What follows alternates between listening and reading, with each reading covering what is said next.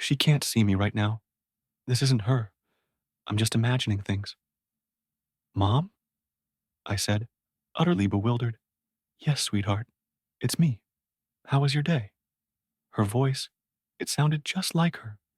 I hadn't heard it in so long. I couldn't believe how much I'd missed her. I began to tear up. Is something wrong? Why are you crying? Her voice was so gentle and inviting, just like it had always been. On the screen, it looked like she was reaching forward. That's when I saw something on the desk move. It was covered in a sheet, so I took it off to reveal a small biomechanical hand. It was reaching toward me. I gripped it tightly with tears continuing to run down my face. It gripped back. It was so gentle, but also cold and mechanical. It all started to come together now. My father has spent the last 2 years trying to resurrect my mother. He has taken old videotapes and recordings of her and has attempted to recreate her digitally through AI.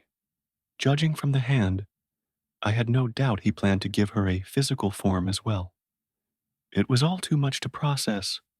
I pushed the hand away and looked back at the screen. It's all going to be all right, she said. I covered the hand back up and ran out of the office. That very night, I sat across my father at dinner. I didn't say a word to him, just stared. It took a few minutes before he noticed, but once he did, I didn't look away. He eventually set his silverware down and wiped his mouth. Nonchalantly, he asked, So you went into my office, huh? I nodded. Well, what did you see? I cracked a half smile, embracing the absurdity of the entire situation. Dad, you can't bring her back like this. You can't just resurrect someone with AI. It's not her. This is crazy. He blankly stared ahead for a moment as he tried to process what I told him. This was probably the first time he'd been challenged. He looked down at the floor with a hint of shame. I think he knows what he's doing is insane, but I don't think he can stop himself at this point. Well, love makes you do crazy things, he said. We didn't speak about it again.